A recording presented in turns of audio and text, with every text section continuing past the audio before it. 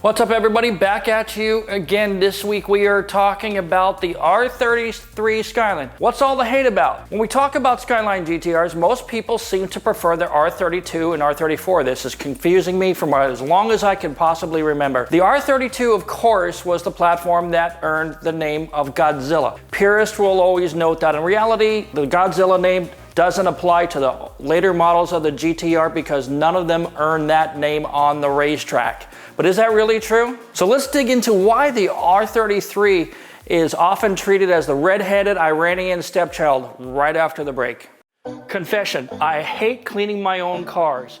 That's why I love Adams polishes. Whatever you want to clean, polish, or shine, Adams has a specific product just for that, even for matte finishes. Since 2000, Adams Polishes has been offering premium car care products dedicated to the enthusiast.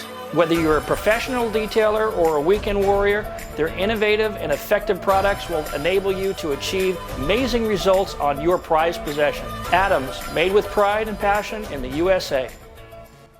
So here we are in the year 2022, and the Nissan Skyline GT-R is now a household name pretty much. Almost every car enthusiast in the world knows the name and the reputation of these cars. The R32 is well known, of course, for its racing success, a record so amazing that the R32 was eventually banned from racing. This is the GT-R that actually earned the Godzilla name on the racetrack. Fast forward now, some 30 odd years later, and these cars are in more demand than ever before now that the US market has opened up for the R32, the R33s, and in a little while, R34s will be legal here too. And while there are plenty of R32s already roaming the streets here in the United States of America, and a decent number of R33s are also running around, it's the R34 that people seem to flock to at car shows. But why? I think part of the appeal of the R34 is that it's still the forbidden fruit here in the United States because we have to wait till these cars are 25 years old to bring them into the United States legally. And because of this, the R34s that are already here legally because they were the Motorex cars are fetching about $500,000 whenever they come up for sale. And so that, I think, adds to the popularity. But part of the popularity is also at least because of its appearance in Too Fast, Too Furious. We have to acknowledge that to some extent. But let's talk performance between the cars, between the R32 and the R33 and the R34. The true Godzilla, the R32 Skyline GTR, ran an 8-minute, 22-second lap time around the Nürburgring. I think everybody knows that. The R33 Skyline GT ran unofficially a 7-minute and 59-second lap time, which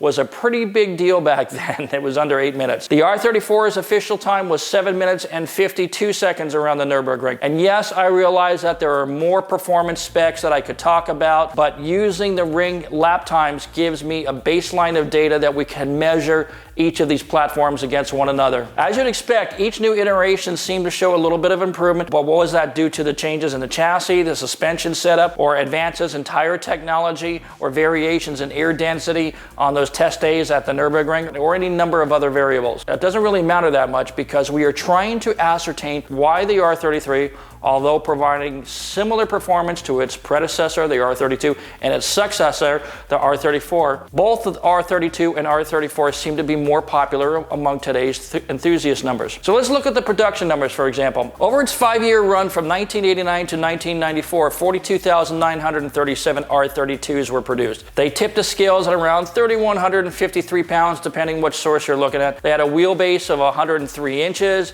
They had a length of 179 inches, a width of 69 inches. And when it comes to R33 GTRs, only 16,668 were produced between 1995 and 98. They weighed in at about 3,451 pounds. They had a 107-inch wheelbase. They had a length of 184 inches and a width of 70 inches. Pretty close, but there were some important differences. The R34 came on the scene in 1999 and only 11,578 were produced. These cars weighed in at about 3,439 pound stock, depending on who you believe. The R34 has a 105-inch wheelbase and it has a length of 181 inches and a width of 70 inches. So if you lay all that out in this graph, by comparison, the R35 GTR stats look like this. Weight for the R35 comes in at around 3,900 pounds. Wheelbase is measured at 109 inches. The length is 183 inches, and the width of the R35 is 75 inches. This means that the R33 is actually the same length pretty much as the R34, which of course by no means a small car. And I've driven all three of these cars, two different R32s, two different R33s, and so forth.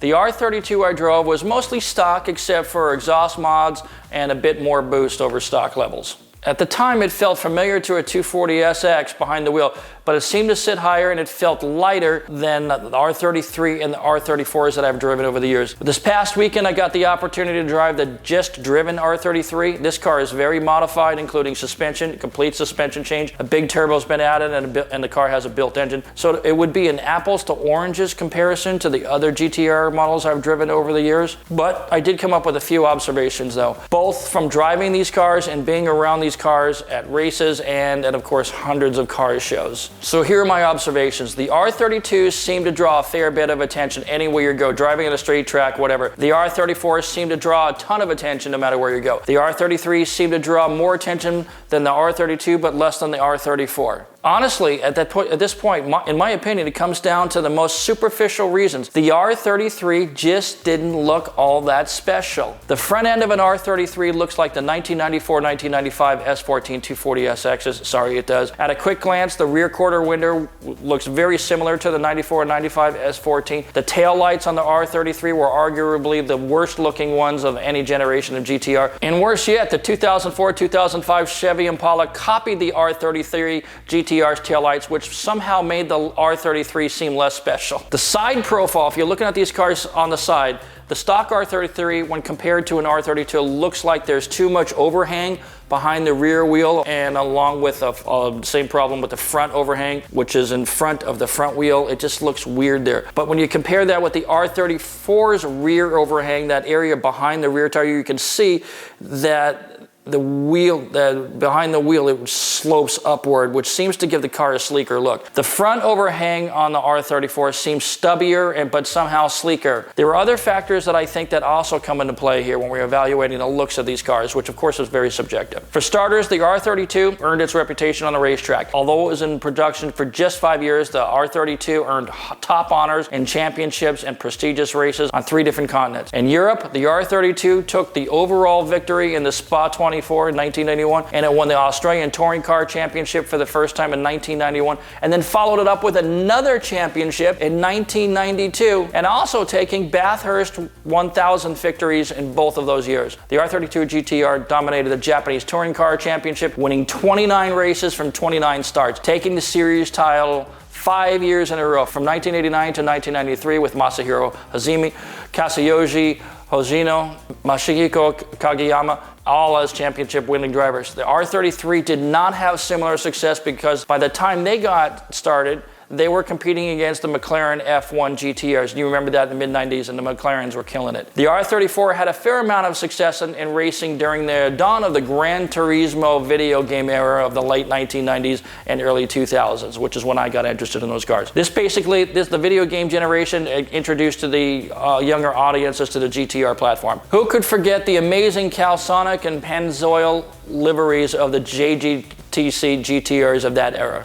And then, of course, in 2002, an R34 GTR starred in Too Fast, Too Furious, further cementing a place for the R34 and the GTR Hall of Fame, if you will. So why do so many find the R33 less desirable than the R32 and the R34? Some talk about the 200-pound increase in weight over the R32. They also talk about the weight distribution for the R32, which was a 60-40 split, where the R33's is a 55-45. But the R33 was the heaviest of the 3. Some just don't really like the styling, claiming that it looks porky, fat, and bloated. Others believe that the R33 has softer suspension tuning, and that may have something to do with the lack of the love for this car. It became a morbid GT car like they did with the Datsun Zs. Whatever your reasons for not liking the R33, ask yourself this. If the weight and all of the performance specs of the R32, 33, and 34 were exactly the same, which one would you pick and why? I bet you have your preference because of the way the car looks. I can say this, after driving the just driven R33 GTR, I have a much greater respect for this car. I cannot remember driving a better sorted GTR in the last 20 years, even when you talk about my old R34 when I first bought the car, which was pretty much stock. So I feel like the R33 GTR definitely needs another look. That's it for me this time, everybody. Thanks for watching. We'll see you next time.